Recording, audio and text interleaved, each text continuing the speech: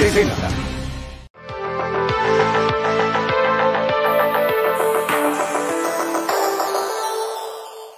¿Qué tal? ¿Cómo están? Con el gusto de saludarles. Estamos en Oaxaca, en La Mira. Y mira, estoy viendo una portada de un extraordinario libro, que ahorita ya vamos a comentarlo, porque definitivamente, pues ustedes ya están viendo obviamente en pantalla, como todos los Oaxaca en La Mira, pues mira, siempre tenemos personajes importantísimos aquí en la mesa.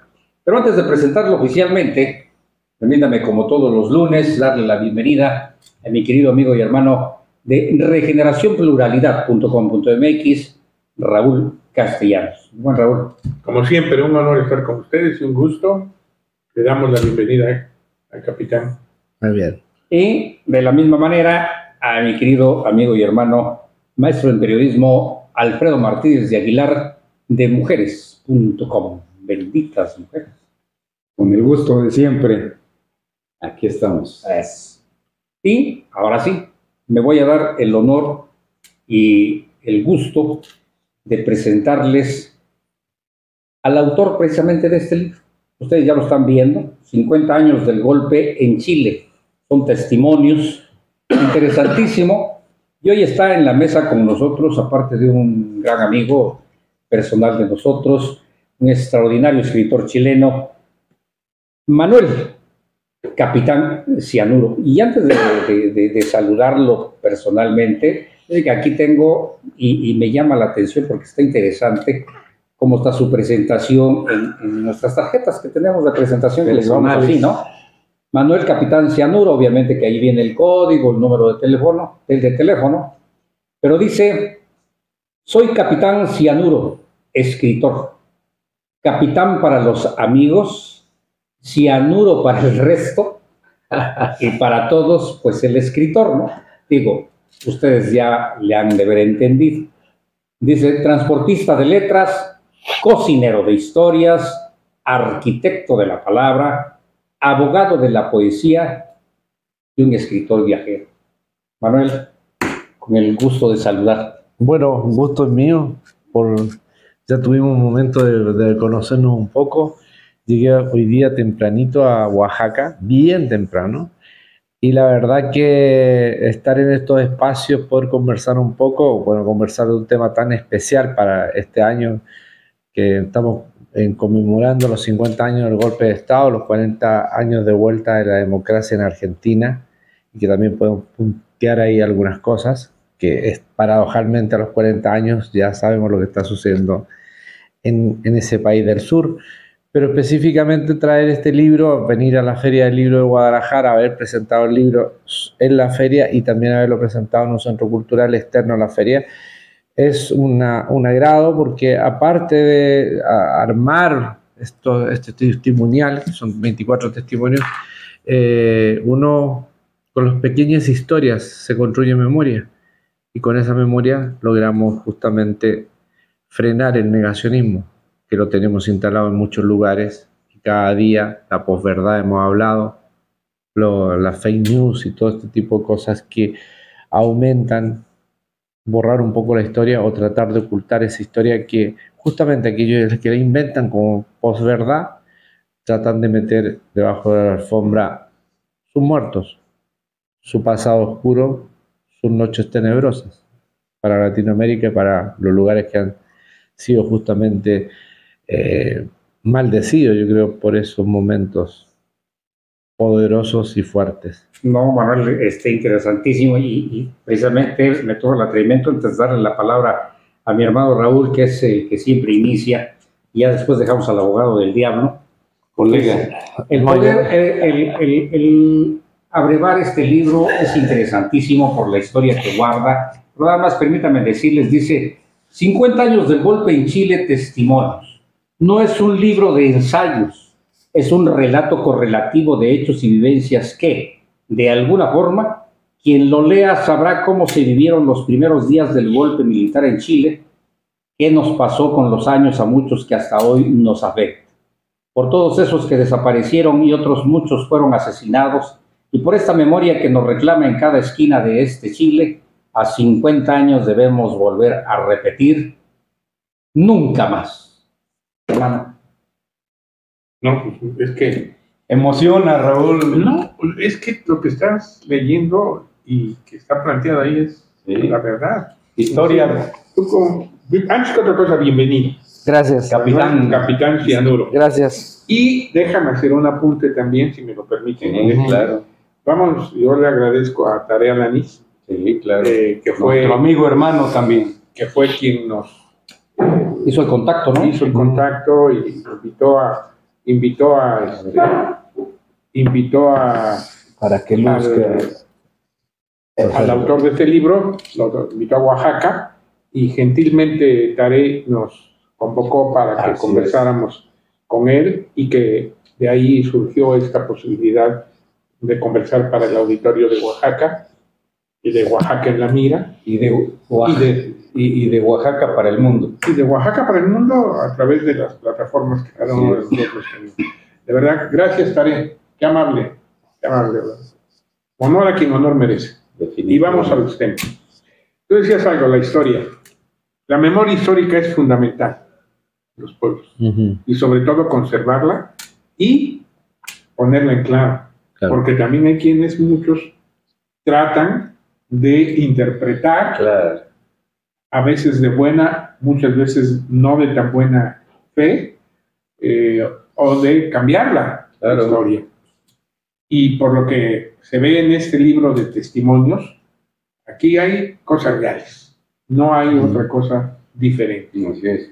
En lo particular, por los tiempos, yo tuve la oportunidad cuando en mi juventud, y bueno, para mí la juventud Es eterna. es un estado de ánimo, Claro. pero vamos, en aquella época, Cronológicamente, pues de seguir muy de cerca la historia de Salvador Allende. Era, en la década de los 60 fue un personaje emblemático al que había que tenerle atención, prestarle atención a todo lo que estaba sucediendo en Chile. Su venida a México, su discurso de Guadalajara. Sí, claro. Y bueno, lo que sucedió el 11 de septiembre, que ese día, con otros compañeros y amigos, estuvimos pendientes escuchando a Radio Habana, que daban las notas, porque aquí en México parecía que no pasaba nada, ¿no? Bueno, que no había el tipo de comunicación que hay ahora, y eventualmente se conoció que estaba sucediendo un golpe de Estado en Chile. Ya se había conocido el tanquetazo del 29 de junio y otros intentos que ya venían perfilando el golpe, ¿no? La provocación al general Prats por parte de una dama que de repente apretó la frente. Sí, claro. Todo lo que orilló a la llegada de Pinochet a la jefatura de las Fuerzas Armadas. El 23 de agosto del 73, o sea, el traidor a semanas lo nombran comandante en jefe. Así es.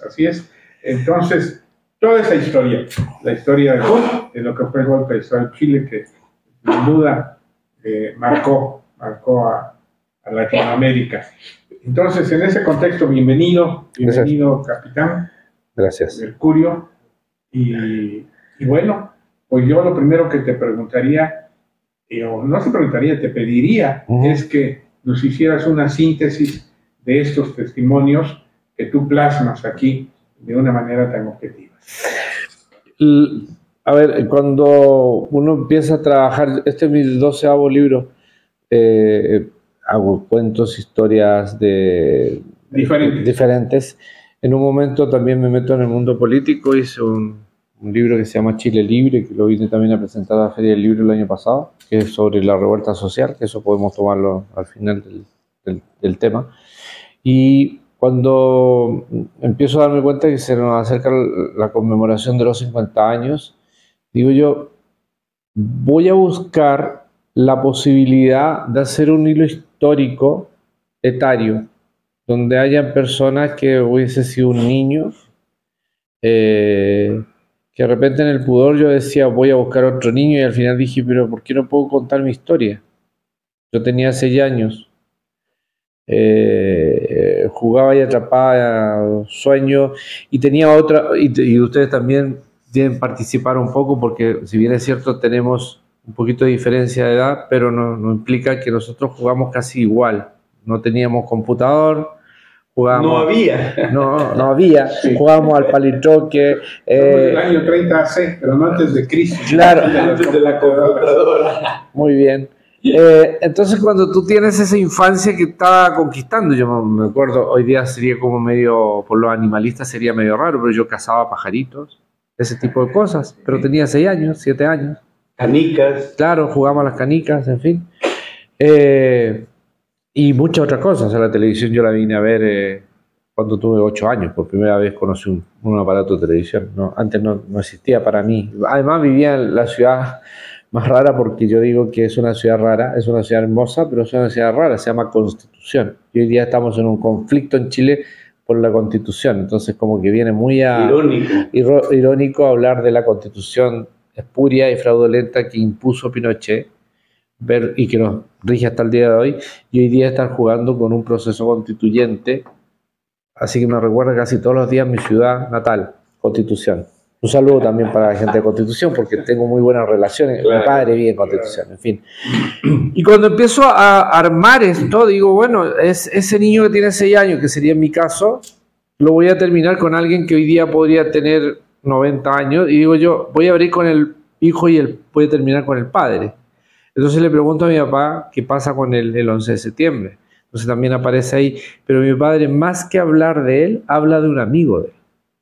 Y su amigo es un tío que es un caso muy fuerte.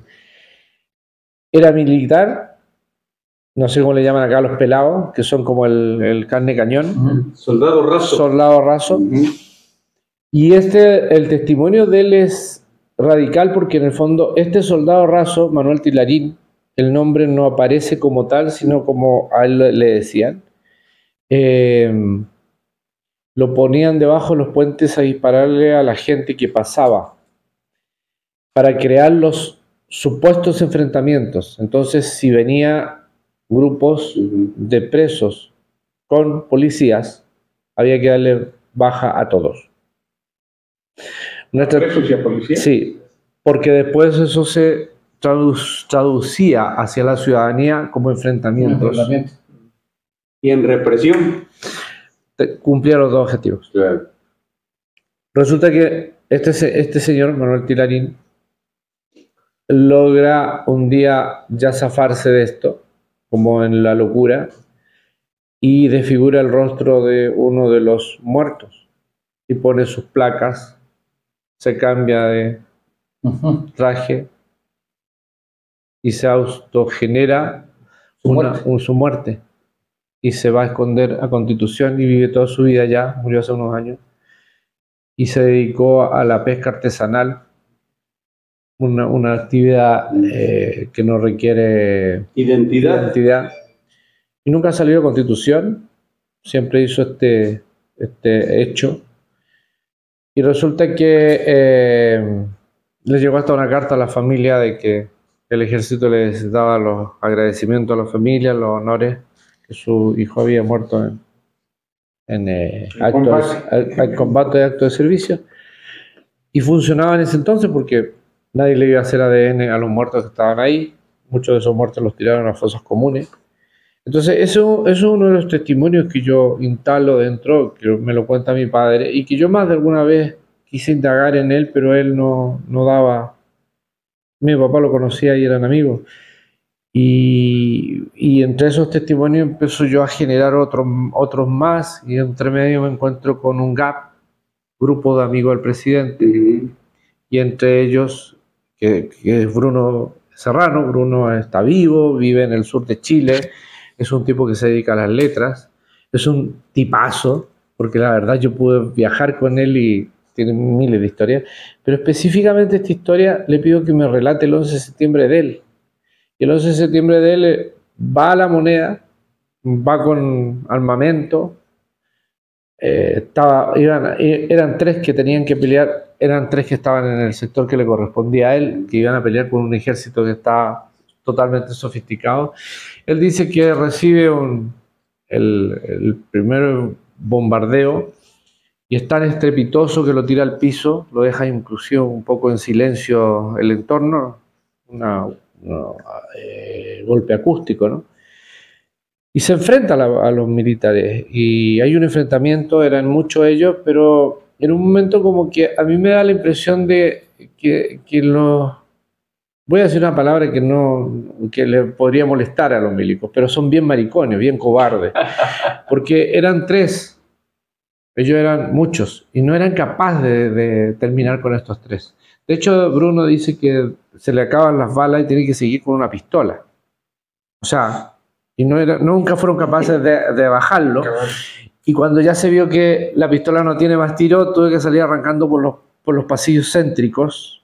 Se va por uno de los pasillos que se llama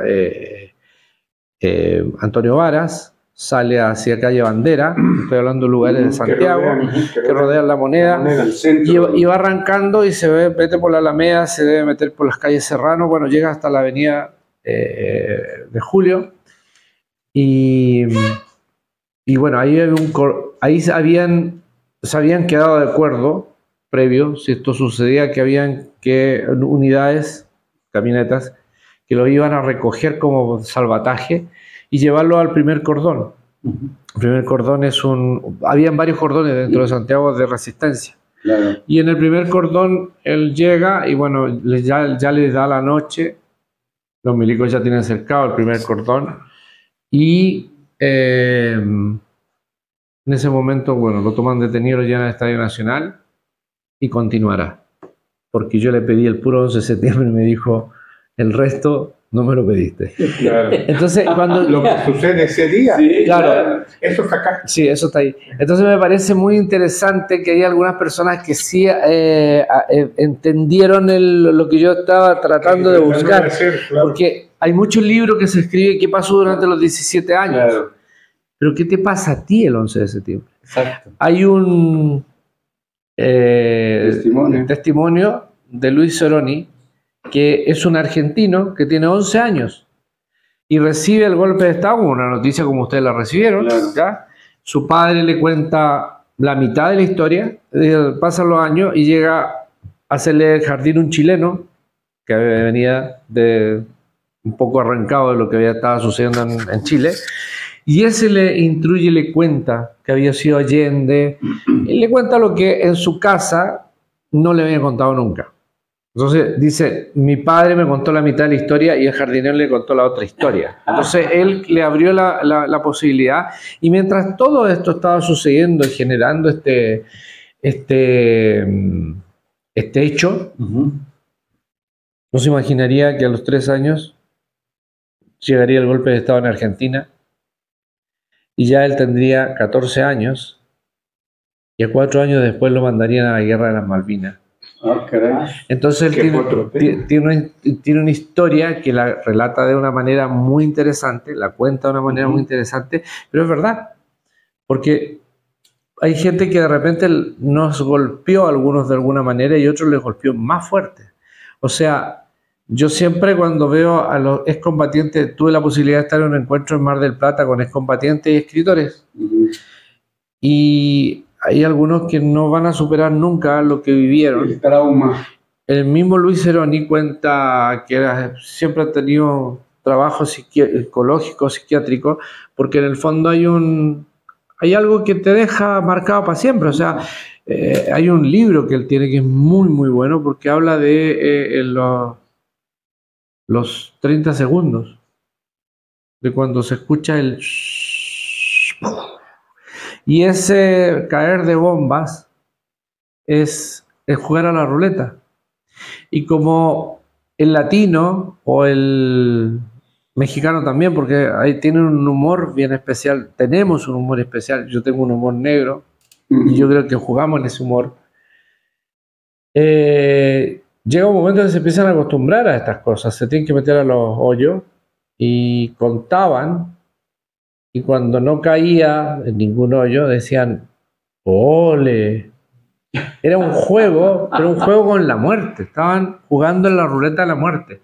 Bueno, así como Ceroni, vas a encontrar otro tipo, como una señora, Magdalena Álvarez, que a ella también la detuvieron, la torturaron, salió al exilio, y son como bien radicales algunos testimonios, pero también son bien terapéuticos para ellos mismos. Claro. Hay alguien que nació después y que me quiso dar el testimonio, que es Winfried Manfred, que es un excolonio de Colonia Dignidad. Para los que no saben lo que es Colonia Dignidad, en Chile en los años 60, cuando fue el gran terremoto de Chile en los años 60, llegó un enclave de alemanes nazi, que era una secta, y que la dirigía Paul Schaeffer. Y Paul Schaeffer venía con un grupo de alemanes que todos habían participado directa o indirectamente, él mismo había sido partícipe del nazismo, y se instalaron como pidiéndole al presidente Alessandri que ellos podían ayudar a esta reconstrucción del Chile hecho bolsa, porque el terremoto lo había destruido completo. Hay que entender que el año 60 es el terremoto más grande de la historia contemporánea, 9.6, es un cataclismo que mueve inclusive todo, la geografía, muchos muertos, en fin. Entonces era bienvenida la gente que venía a ayudar. Claro, claro. Y de todo el mundo vinieron. Oye, una pregunta, No, sí. perdón que te interrumpa, porque está interesantísimo, pero debe haber sido todo un esfuerzo de tu parte poder contactar, encontrar, a lo mejor alguien hasta convencerlo de que hablara de todos estos. Sí, de hecho, es un trabajo muy serio el que estás haciendo. Mira, están así que hay cosas que yo, por ejemplo, lo de Colonia Dignidad, busquen el libro, cómprenlo y ya sabrán de qué se trata. Es muy bueno todos los testimonios, pero ¿sabes qué? Más allá de ser bueno, y no estoy hablando, eso es lo que yo veo, no estoy hablando de un libro común. Claro, sí. No es oye, qué entretenido. No es tu opinión, aunque la tienes. Sí, yo tengo una opinión, pero son gente que te da, por ejemplo, mira, lo que tú me acabas de decir, hay 3 testimonios, hay 2 que le cambiaron el nombre, y hay uno que me lo dio anónimo. Y responden al miedo. Claro. Cuando tú tienes miedo, y pasó ya la dictadura, y ya han pasado 50 años de la dictadura, pero han pasado más de 30 de la vuelta a la democracia, hay gente que se quedó con miedo.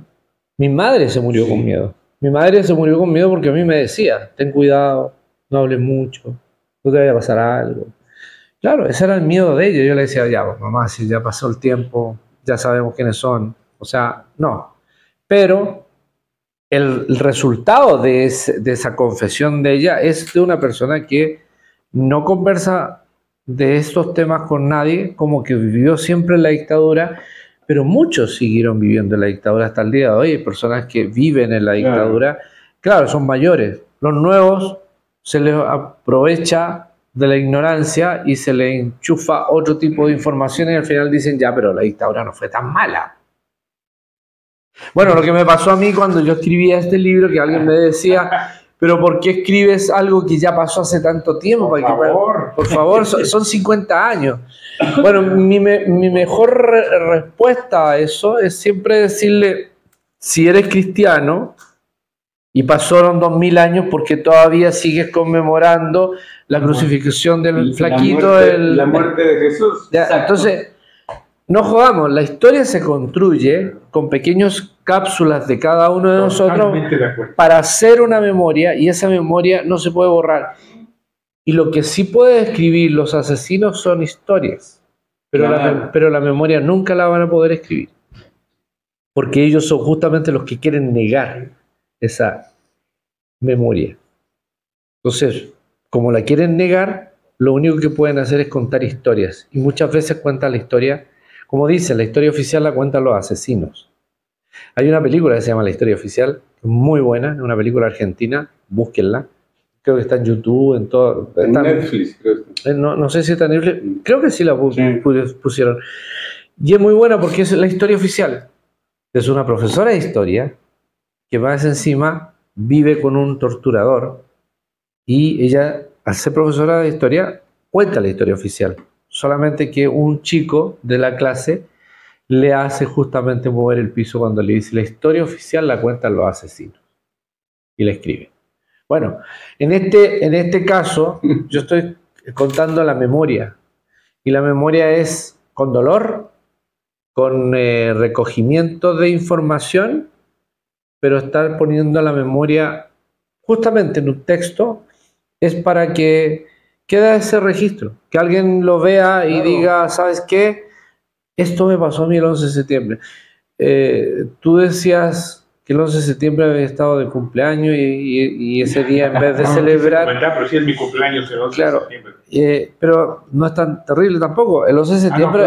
Creo que no. Mira, espero que no. Escucha, porque en Chile el 11 de septiembre se celebra el Día del Profesor. El 11 de septiembre. Ese día el profesor, Salvador Allende, iba a la Universidad Técnica a pedir la posibilidad de mandar al Congreso un referéndum para ver si podía seguir o no seguir, ya que todas las fuerzas políticas estaban contradictorias. Bueno, se le adelantaron los milicos y le dieron el golpe de Estado, sabiendo lo que iba a venir. Porque el golpe de Estado se lo querían dar el 18 de septiembre y no el 11. El 18, porque el 18 nosotros tenemos nuestra conmemoración de las fiestas patrias, de la gesta histórica de la independencia. Ya traían todo su plan. Todo lo traían planeado. Fíjate que no funciona el de 29 de junio, donde Pinochet no tenía carta en el asunto, alguien dijera, porque no era comandante jefe, pero era otro tema. Había que primero alentar a ver cuánto corrían las tropas. Por eso vio, es detenido, es aplacado el tanquetazo, pero después vio, es puesto en libertad cuando el golpe de Estado se da y el tipo vive en una completa impunidad, como muchos vivieron en impunidad. O sea, el genocidio de Pinochet termina en la impunidad total. Si no hubiese sido por el juez Garzón y la detención en Londres, en The Clinic, cuando se va a hacer todas estas cosas que se sentía impune en el mundo, y bueno, Garzón lo detiene y lo tiene ahí instalado. Muchos fascistas de Chile fueron a gritar. Claro. Es más, frente a la embajada de España, por ser Garzón de España, y la embajada de Inglaterra, hacían manifestaciones. En definitiva, la historia se puede construir con muchas facetas. O sea, uno puede escribir varios libros, no solamente de estos testimonios, sino también tener esta cosa que no se dice tampoco. Mira, el día que yo presenté el libro, enhorabuena, en la Feria del Libro de Guadalajara, ese día murió uno de los más siniestros que hemos conocido, yo creo, en el siglo pasado y que duró 100 años. Kissinger, ¿no? Sí. Es un tipo que tenía el maletín, yo le llamo el maletín de dólares, para haber puesto en África, en el mundo, en Asia, en América Latina, cuántos muertos se llevó a la tumba con él, y que yo creo que si existe el infierno, el diablo pasa susto con este tipo porque le pudieron a quitar el cetro. Son así de maquiavélicos y duran una eternidad, duró 100 años. Sí. Como Rockefeller duró 100 años. Claro. Y como Agustín Edward duró 100 años. Y se parecen porque son como estas cofradías monstruosas.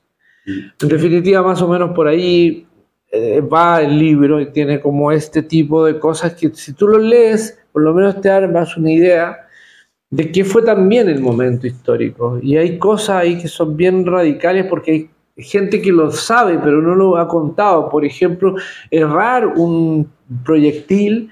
Cuando van a bombardear la casa de Salvador Allende, erra un proyectil y termina reventando una parte del hospital de la Fuerza Aérea, que está en la misma línea.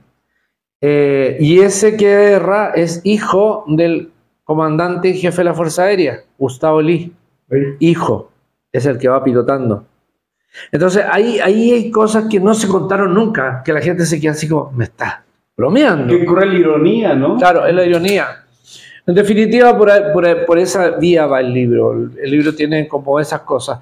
Como me gusta la poesía, el libro nace con un poema, para no olvidar, para los detenidos desaparecidos, y termina con un poema de lo que significa la noche oscura, porque además yo combino esas partes. O sea, yo creo ¿El poema es tuyo? Sí, los poemas son míos. O sea, los testimonios son de los que me los dieron, pero los testimonios son bastante conscientes a lo que ellos me dieron como testimonio. Yo a lo mejor hice algunas intervenciones más que nada ortográficas. Y está aquí un escrito tuyo el día que se hundió el cielo. Sí. Ese poema es de un señor que me lo manda y me encantó. Entonces yo sí se lo incorporé. Claro. Porque, claro, Y le das el debido crédito. sí, claro, ahí Sí. está. No, está todo con su crédito y entre medio también es. A ver, capitán, emocionado por Ujú. esta charla, agregaría a tu presentación, Ujú. ¿no?, el de Capitán Tormenta, porque... Cianuro. No, sí, pero bueno, al cianuro le agregaría Tormenta, porque remueves información Ujú. como parte de la historia, pero también remueves conciencias. Ujú. Claro. Y el mensaje es muy claro, nunca más. Claro, es. Sí. Ujú.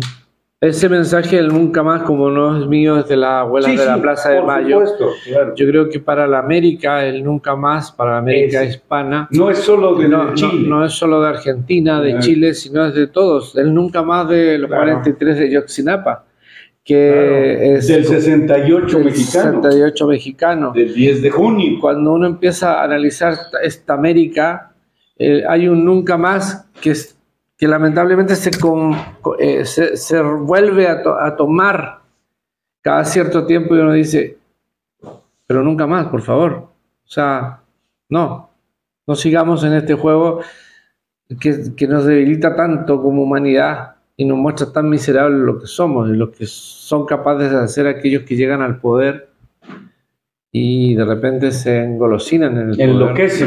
Y se enloquece, sobre todo la dictadura, porque obviamente el ámbito democrático... Y ahí hay un tema que yo sí siempre destaco, y lo termino destacando siempre.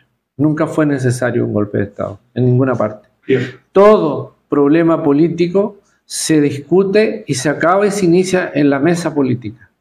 Que me vengan a decir que el golpe de Estado era necesario porque ya no estaba controlado nada, eso es mentira.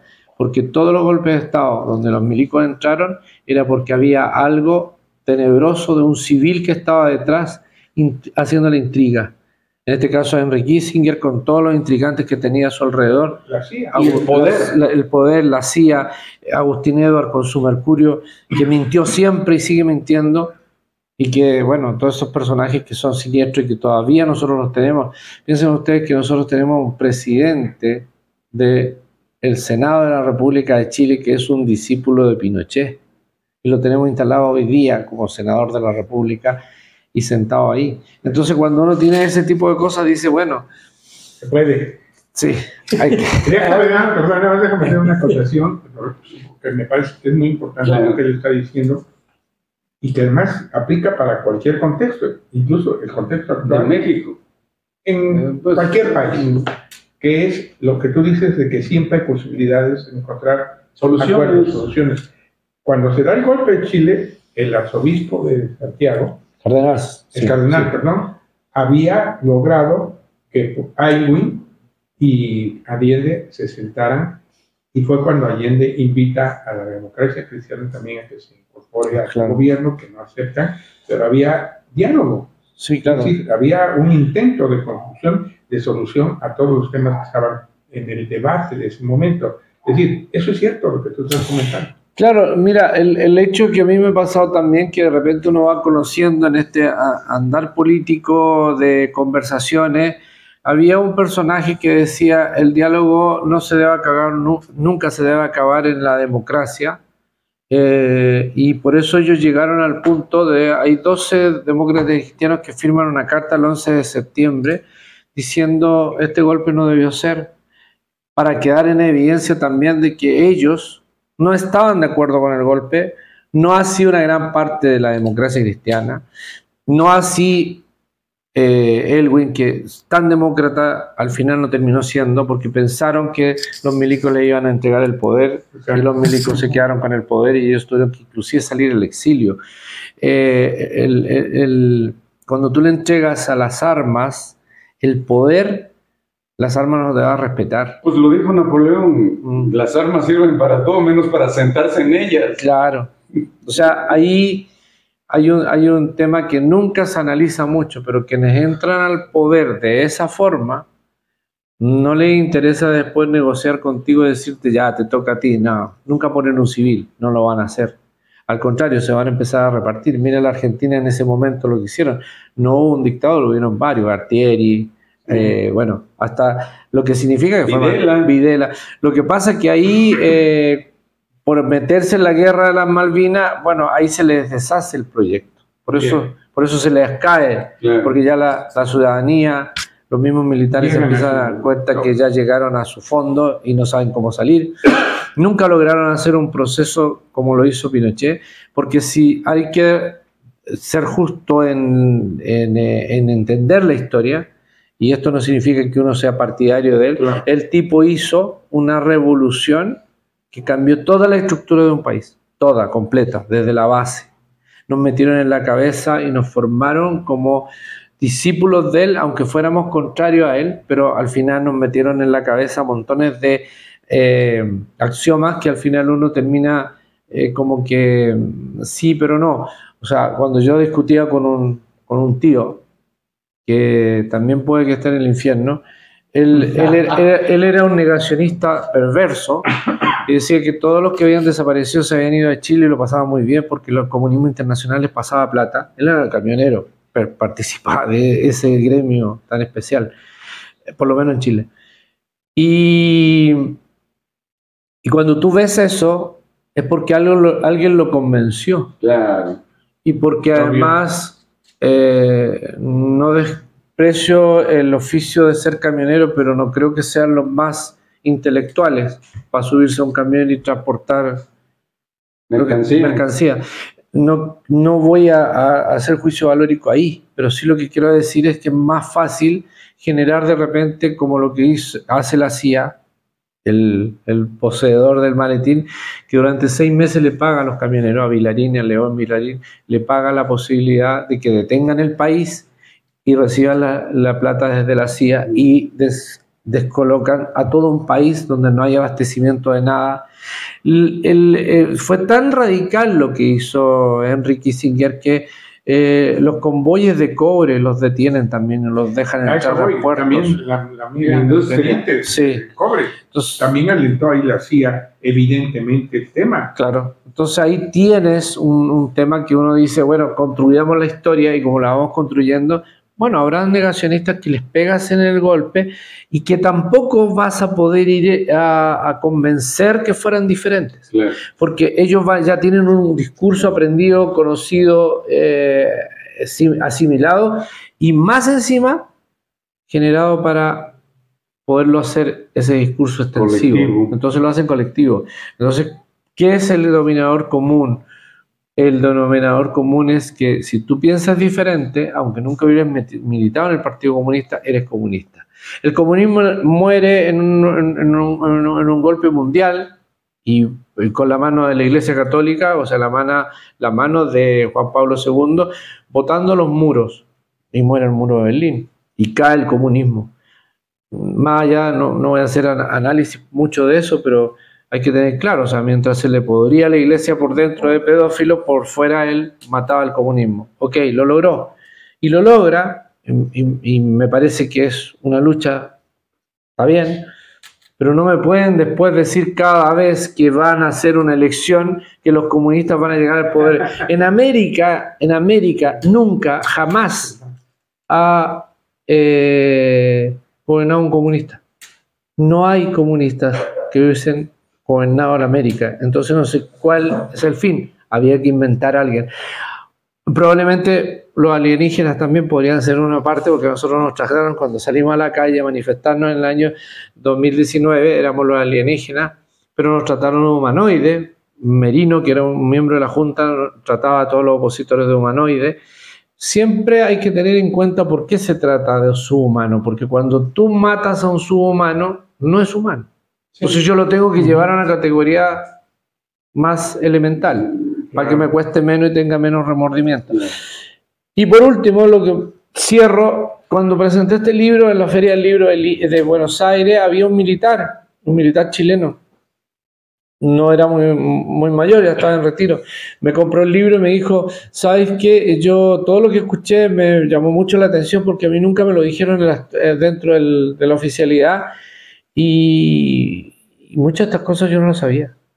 Entonces le dije, claro, esa es la forma esa es la forma de quitar la culpa.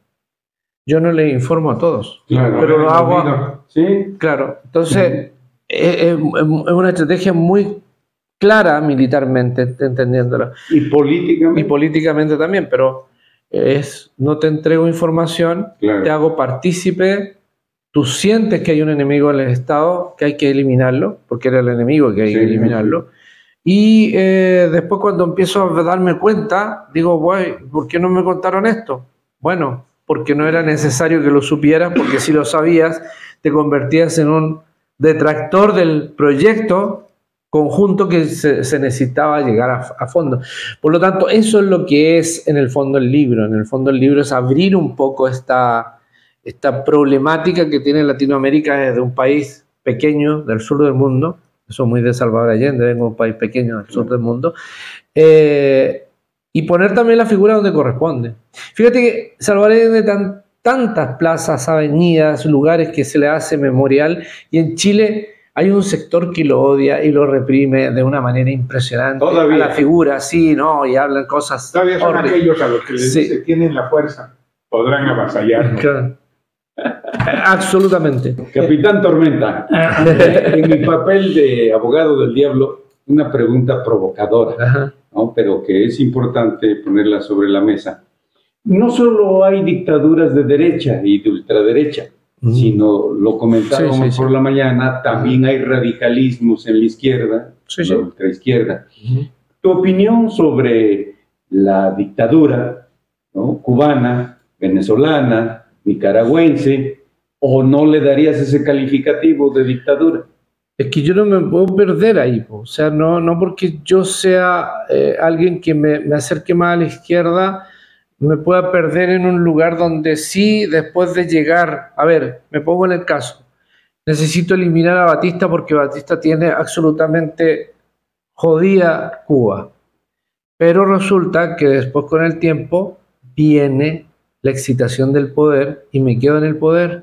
Y claro, hago que todo parezca que es democrático, pero yo empiezo a encarcelar a los que no piensan como lo que piensa mi grupo, y al final, y ese tiene, a ver, ahí yo hago un sentido también de historia. Claro. O sea, hasta ese momento, hasta el año 62, tenían la buena relación con Estados Unidos, solamente que en un momento determinado Kennedy dice, esto nos van a poner al frente algo que no nos permite avanzar en una guerra fría, pero real, y bueno, los bloqueamos, y cuando los bloquearon, el otro tenía que mirar para algún lado, y dijo, bueno, voy a hacerme aliado de lo otro, de lo contrario a mí me invade, y terminó siendo a la que cayó al mar, Puerto Rico.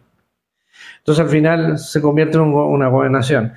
Fidel tiene toda una historia que uno no lo puede analizar como cualquier historia, pero eso no significa que hubiesen habido excesos que los llevan a un punto. Ahora bien, ¿quién dice que es dictadura? Justamente es el otro sector, pero aquí jugamos un yin y un yang. Ahora, hay una revolución en Venezuela que es la revolución de Chávez. Yo a Chávez tuve la posibilidad de conversar con él, era un tipo muy preparado, pero cometió un grave error. Y el grave error es buscar a un neófito y meterlo como su sucesor, pensando que él podía volver, y no pudo volver porque el cáncer se lo comió, y dejó a ese personaje que no sabe leer, canta mal, y que más encima imita a Chávez para poder tratar de formar una suerte de cercanía a la revolución que genera Chávez, y como tiene un buen apellido que se llama Maduro, y lo que madura se pudre, y él pudrió la revolución de Chávez. Yo ese es mi pensamiento hacia ese sector de izquierda.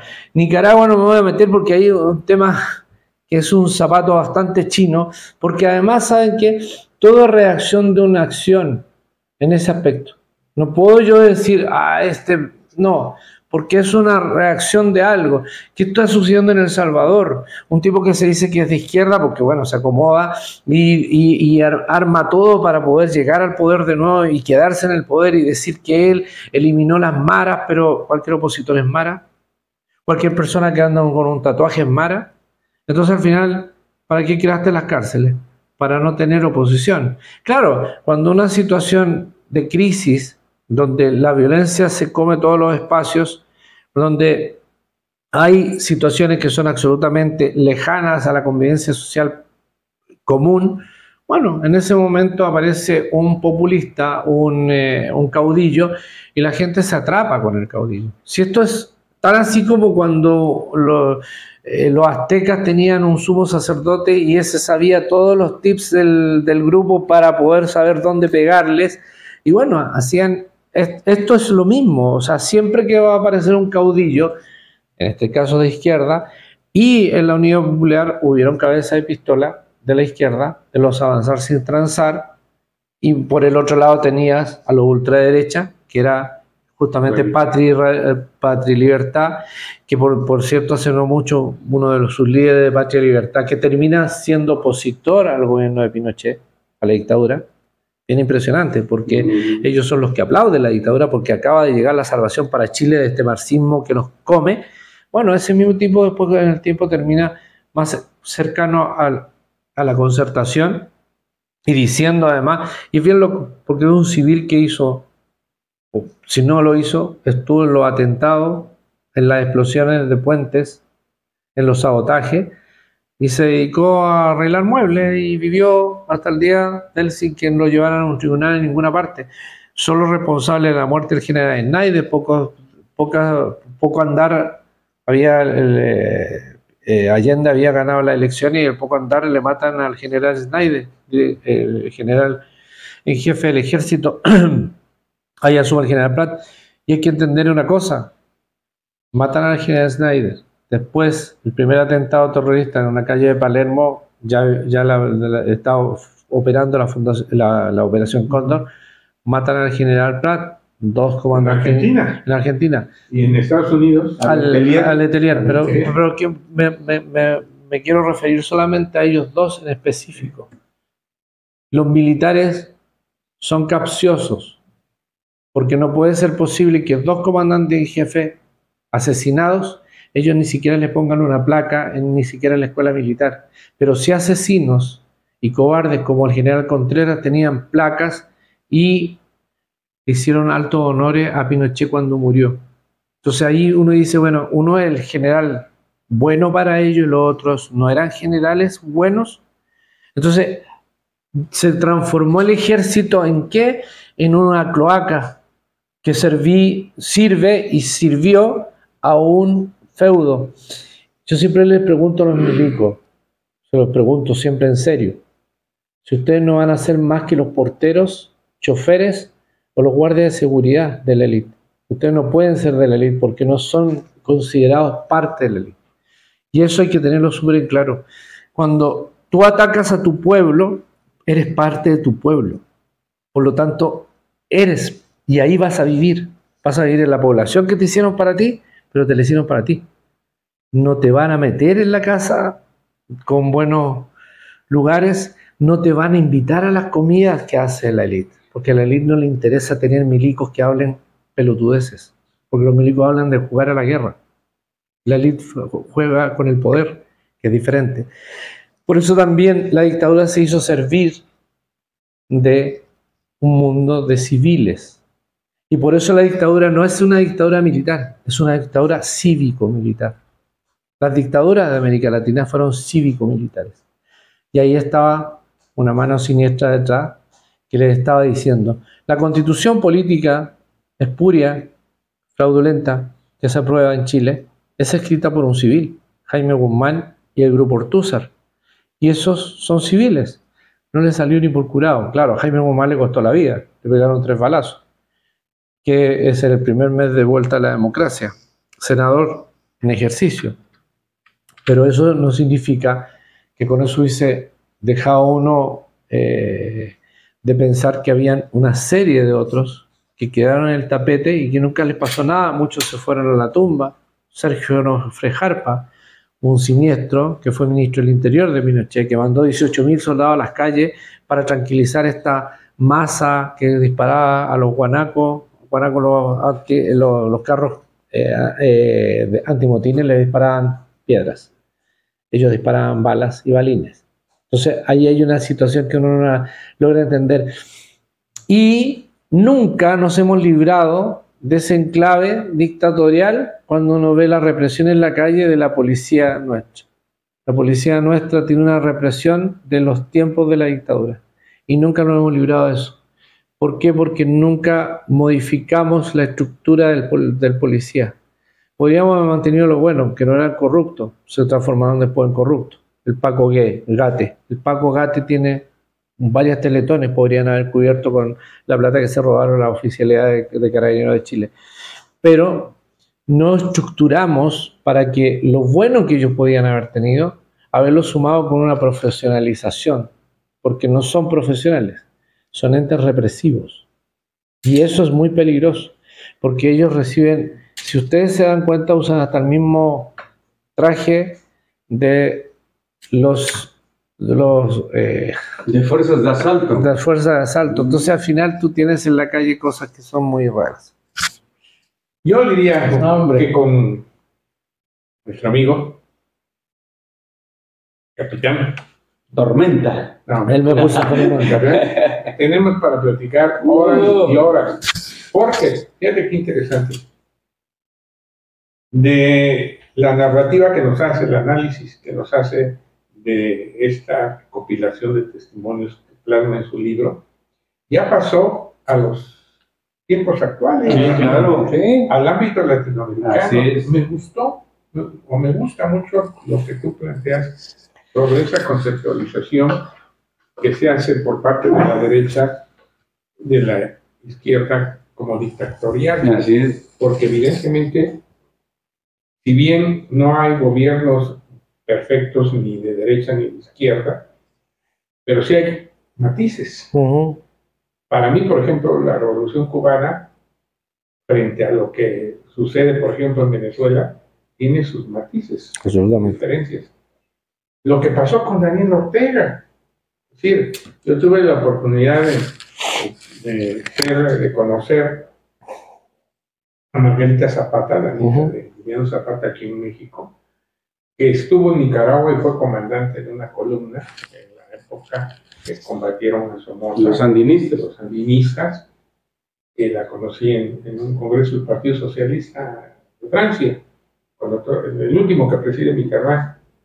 Y la concepción que ella tenía y lo que tenían, lo que hicieron los sandinistas, entonces fue correcto, es decir, no podían haber actuado de otra manera, pero el cambio que ha tenido, por ejemplo, Ortega, perdón, por lo menos lo que se lee y se ve, ha sido, no lo entiendes, man. No, es que cuesta mucho, porque en el fondo ¿sabes lo que sucede? A ver, yo siempre digo, así como a las derechas Milei le hace daño, porque el otro día alguien me dijo, oye, pero Milei, y le digo yo, ¿sabes qué? Milei le hace daño a la derecha, porque los ponen como estúpidos. La izquierda también tenemos quienes nos hacen daño porque quedamos como pendejos. Voy a poner un caso. Perú, Castillo. Para mí Castillo se encontró un boleto de lotería que decía vale por ser presidente. Y de ahí quedó la caga. O sea, se encontró en el piso. Eran 17 candidatos. Claro, ¿qué forzó la derecha? Llevar a Fujimori. Sabían que Fujimori, cualquier candidato que le pusieran al frente iba a perder. Pues también son pendejos por el otro lado. Podrían haber puesto otro. No, tenían que ponerla a ella. Ella no es querida. Entonces, inclusive aquellos que no soportaban a Castillo, bueno, le dieron el voto y gana. Y al poco correr tienen que saber cómo salvarse. Salvarse todos. Bueno, sacrifiquemos a Castillo. Lo tratan de hacer... ¿Te refieres a la hija de Fujimori? Sí, la hija de Fujimori, sí. Porque Fujimori, el padre, es decir, viene de abajo. Sí. Es otro caso, pues, ahí el que se proyectaba era Vargas Llosa. Claro, en ese momento hay que acordarse que Vargas Llosa inclusive sabe... Es interesante de hacer el análisis histórico y no perder la memoria histórica. Y los contrastes. Porque ahí hay que ver un tema. Vargas Llosa viene de una izquierda. Por eso yo siempre digo que hay que tener como cierto resquemora de todos estos que son convexos, y termina en la derecha. Y aunque él diga y critique las dictaduras y todo lo demás, juega. Mira, pide los votos. ¿Para qué pide los votos? Pide el voto para casa en Chile, ultraderecha. Se codea con la ultraderecha en España, Vox. Genera petición para que voten por la Keiko Fujimori, después que él había salido de Perú por un Fujimori que era su padre. Pide el voto para Bolsonaro, pide el voto para trans. ¿Quién es más perverso que los que se instalan en el poder? ¿Una persona que perdió la noción o se transformó en qué? Claro, para la derecha, primera vez que tienen un soporte intelectual, porque nunca han tenido soporte intelectuales, pero ahora lo tienen. Entonces ahora tienen un Nobel, y ese Nobel lo pasean por el mundo dando charlas, pero el Nobel es un convexo, un tipo que se dio vuelta varias carneros y terminó sentado en un lugar donde hay privilegios que le gustaron, y está bien. Yo creo que escribe muy bien. Siempre yo he dicho que un Nobel no puede llegar a ser Nobel porque sí, pero lo que hay veces que no debiera hacer algunos personajes es hablar más de la cuenta, porque hay cosas que la está diciendo en contra de sus propias letras. O sea, si tú me preguntas, hoy día leería algo de Vargas Llosa, me cuesta mucho leer a Vargas Llosa hoy día. No es el Vargas Llosa de las conversaciones en la catedral, no es el Vargas Llosa que uno conoció hace años. No, que escribe sobre el golpe de Estado. Claro, por ejemplo. Entonces tú vas viendo cómo hay personajes que se transforman, como Ortega. Ahí tenemos otro. Uno de derecha y otro pero ¿cómo se transforman? ¿Cómo los puedo agarrar? Ahora le diría a Ortega, explícame, porque si quieres me invitas y yo te escucho y después hacemos un análisis. A lo mejor arreglamos un poco el mundo de Nicaragua. Pero, ¿sí? ¿Cómo uno puede llegar a dañarse y a dañar a su entorno? Y a cambiar de esa manera. Y a radicalmente. Tú lo decías hace rato, el poder. Sí, el poder, esa es la excitación del poder. Esa. Los vuelve locos. Mira, a los inteligentes. O sea. Había una diputada en Chile que ella se autogeneraba decir que era chica, fea y negra. ¿Ya? Esa era su definición. Su presentación. Pero lo decía por una sola razón, para entender el poder. Pero tengo poder. Porque ser diputado, tú fuiste diputado, sabes que uno tiene una cuota de poder. Ser diputado te da una cuota de poder. Claro. Dice, a esta chica negra y fea se pudo pasear en un carruaje tirado por caballos para que el rey de España la recibiera. Si yo fuera la chica negra y fea que me hubiese ganado un premio de lotería, tendría dinero. El rey de España no me recibiría porque no tengo poder. Claro. El poder te da eso, esa cosa. Por eso la gente de repente se equivoca en algo. No, estos parlamentarios son los ladrones. No, si los parlamentarios sí pueden que roben. ¿Por qué no? Están dentro de ese ciclo que les permite ciertos excesos. Pero lo principal que el parlamentario más quiere acercar es el poder. Quiere buscar la plataforma de no perderla. Entonces va poniendo una casta alrededor de él y va generando una plataforma. Si a alguien se le quiere subir por el chorro, él, bueno, lo elimina dentro del grupo de diferentes formas. Lo margina, lo excluye, en fin. Pero si quieren potenciar a alguien, llegan a potenciarlo y lo pueden hacer presidente de un país. Entonces, al final eso es más o menos cómo se mueve el poder. Quien entiende el poder, quien ha trabajado en el poder, lo visualiza, es una droga. Es la droga del día a día. Es la peor droga. Y es la peor droga porque quien ha ostentado o ha trabajado alrededor del poder se da cuenta que tampoco es una vida muy buena. Porque los tipos se tienen que acostar muy tarde, levantar muy temprano, y todo el día tienen que estar surfeando la ola porque alguien se los va a cagar. Alguien está ahí esperando el momento para pegarle, y puede ser el más cercano tuyo. Una vez yo una vez le escuché a un político decir, en política nunca hay amigos. En la mesa de conversación, muchos amigos, pero en política, en el momento que mi amigo y yo vamos a la competencia, en ese momento ya mi amigo deja de ser mi amigo. le saco todo lo que me contó en algún momento para tirárselo arriba de la mesa para hacerlo bolsa. Y lo que no hizo, además. Bueno, perdón, no. Frente a esta realidad cruel, descarnada, irónica, contradictoria, ¿no? Para llegar al poder, afortunadamente hay herramientas, hay mecanismos para atenuar ese efecto nefasto del poder, malentendido. Y son los contrapesos, los equilibrios constitucionales, por un lado. Y por otro lado, la permanente y activa participación ciudadana, la construcción de ciudadanía, que no conviene ni a los gobiernos ni a los hombres del poder económico. Bueno, eso está claro, porque en el fondo el poder les duele mucho, cuando mucho les duele la palabra popular. Hay varias palabras que a ciertos sectores de la derecha les duele, la palabra revolución, la palabra revolucionario y la palabra poder popular. Existe. Es real. O sea, nosotros estuvimos 28 días, calendario lunar, así ejerciendo el poder desde la calle. Piñera perdió todo tipo de posibilidades durante 28 días. Durante 28 días la revuelta social del 2019, durante esos se volvieron locos. Lo hicimos trabajar a los parlamentarios hasta el día domingo.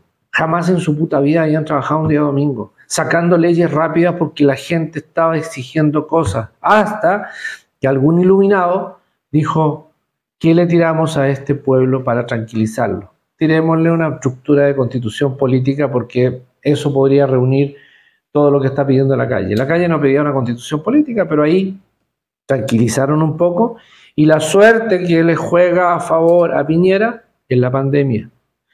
Y en ese momento todo se tranquiliza, la gente no, porque la gente empieza a tener miedo, porque hay una realidad, se le empieza a morir a cada persona a alguien, y entonces al final la revuelta social se diluye, y yo le llamo el volcán en erupción. Como somos un país volcánico, es un volcán en erupción. Deja una gran oleada de cosas complejas, pero después la empezamos a recordar en el tiempo como, bueno, un temblor más. Y eso sucedió. Lamentablemente esta no es la Revolución Francesa, no tenía líderes en la cabeza, no existió un líder. Todos los políticos que quisieron irse a tomar de izquierda los echaban, los garabateaban. Y hay un amigo alemán que fue en febrero, la revuelta social empieza el 18 de octubre, en febrero todavía, fue sistemática, todos los días había manifestaciones. Bueno, un día llega un amigo de Alemania que es un reportero de un periódico y me pide si lo puedo llevar a la primera línea donde se enfrentan. Me hizo dos comentarios, me dijo que impresionante, yo estaba en Bebirú en su momento y esto se parece a Bebirú. O sea, agarrarse la policía con los manifestantes, porque los metimos en la primera línea. Y lo segundo, vimos que había un espectáculo que es, nosotros, o sea, la manifestación tenía un símbolo, que era un perro, y le pusieron el perro mata Paco. El perro mata Paco, el perro mata policía, era un perro que en el año 2014, en la Revolución Pingüina y antes, ese perro, cuando la policía agredía a los niños, ese perro se metía entre medio y mordía a los policías. Entonces, ese símbolo se convierte, el perro ya no existe en el 2019, pero ese perro se lo convierte como el símbolo de esta revuelta, el perro matapaco. Y el perro matapaco se transforma en esto que es el portaestandarte. El portaestandarte. Entonces, este alemán me dice, impresionante cuando el pueblo no tiene a alguien que lo guíe, se deposita su fuerza en un guía fantasma. El perro no existe y es un perro además. Un símbolo. Es un símbolo. Y se hicieron chapita y polera y todo tipo de cosas que la gente como que además le hacían canciones, en fin. Y era bien impresionante. Es tanto así que los opositores a todo el movimiento social quemaron el perro matapaco unas 5 veces, lo destruyeron, lo tiraron al río Mapocho, era como que era un símbolo raro. O sea, ¿cómo estáis eliminando un mono que lo podéis levantar después estructuralmente de nuevo? Pero bueno, eso es cuando hay una sociedad que carece, y esto viene para todos, de liderazgos reales. los liderazgos. Estamos carentes de líderes. Por eso es tan fácil que entre de repente un Bolsonaro, un Milei, o se levante un Bukele. Y que gente además quiera decir, en mi país necesito un Bukele. Bueno, llévatelo, te lo regalo. Habría mucho que platicar contigo, pero el tiempo creo que ya se agota. Se ha agotado. Se quedan abierta la invitación. Sí. Pues Manuel, definitivamente, como lo decía mi hermano Raúl Alfredo, el platicar contigo y platicar de la historia sobre todo, pues no nos alcanzaría este programa, ¿no? Sino hacemos otros 5, 10 o 20 más. La mesa está puesta y cuando tú lo consideres, pues aquí estamos y volveremos a estar. Y sobre todo porque he estado ahorita en lo que estaba platicando Manuel, he estado también hojeando el libro y no, hombre, hay situaciones sensacionales en estos testimonios. Y bueno, quiero comentarles de que indiscutiblemente este libro de 50 años del golpe en Chile, los testimonios, pues fue presentado precisamente por Manuel el 6 de diciembre. El 6 de diciembre fue presentado en el patio central del Museo de los Pintores de Oaxaca, en el famoso MUPU. Ahí lo presentó Manuel, 50 años del golpe en Chile, y en la cual, pues bueno, indiscutiblemente de que las expectativas son interesantes. Y cierro con esto, antes para cerrar, ahora sí, valga la redundancia, para cerrar este programa, en esto como cierra su libro Manuel, que dice, un espejo de historia, ficción. No leo todo porque le encontré nada más parece que el inicio y el final, que para su servidor parece interesante y que ahí está, pues no sé, yo creo que la realidad de este Latinoamérica y de este mundo, ¿no? Dice, si hoy, a 50 años del golpe, se cometieran las mismas patrañas y al país le convencieran que el presidente es una aberración para Chile, veríamos cómo la historia se puede repetir. Eso es lo doloroso. Y no solamente en Chile.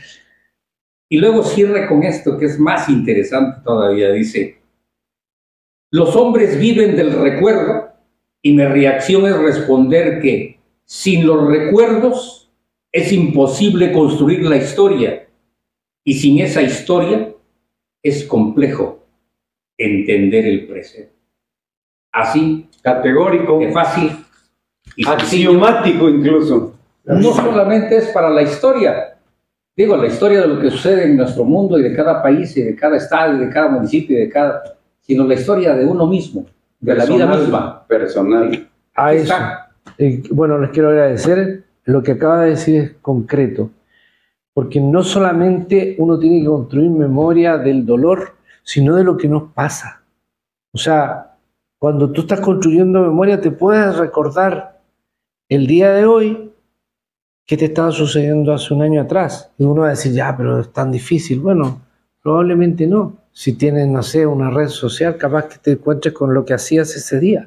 Así es. Fui al teatro, me junté con unos amigos, el cumpleaños de alguien, no sé.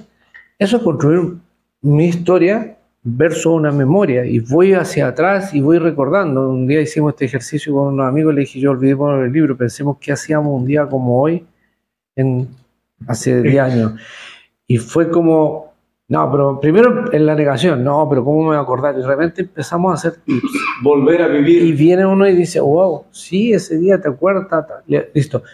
Se puede. Claro. Y por eso también la invitación es a este tipo de ejercicios, porque no es necesario cuando uno ha pasado y ha padecido algo que no le gusta mucho, que no le gustó de hecho mucho, hacer otro tipo también de memorias, recordar los buenos momentos, que claro. Nunca es sobre malo. todo eso. Sí. Este momento lo recordaremos siempre. Efectivamente. Gracias. Se agradece. Y cuando estemos en el rincón de las 20,000 vírgenes en el cielo, lo recordaremos, capitán. Muy bien, sí, muy bien. Porque es, como musulmán, creo en el Corán. Ah, muy bien. Muy bien. Bueno, cerramos. Y esto va no solamente para la cuestión de los hermanos chilenos y de todo el mundo, sino también específicamente para quienes somos mexicanos, por todo lo que se vive, lo que se está viviendo y lo que se va a vivir. Para que nos acordemos, nada más dice, por todos esos que desaparecieron y otros muchos fueron asesinados, y por esa memoria que nos reclama en cada esquina de este Chile, a 50 años debemos volver a repetir, y no solamente en Chile, sino en este México nuestro. Nunca más. Gracias, Manuel. Gracias. Raúl, muchísimas gracias. Gracias. Hermano Alfredo. Pues más que agradecido con ustedes y con No. el capitán cianuro tóxico. Toxibar. Y aquí estamos. Esto es Oaxaca en la mira, porque mira, nos estamos viendo, nos estamos escuchando el próximo lunes. Aquí estamos, las 3 plataformas: regeneracionpluralidad.com.mx, de mi hermano y amigo Raúl Castellanos; mujeres.com, de mi amigo y hermano y maestro de periodismo Alfredo Martínez de Aguilar; editorial corporativo de medios de comunicación con SMC Noticias México, Radio Loapa y Radio Superación. Y ahí está, en YouTube, Oaxaca en la mira, porque Oaxaca sí se mira en Oaxaca en la mira en YouTube. Nada más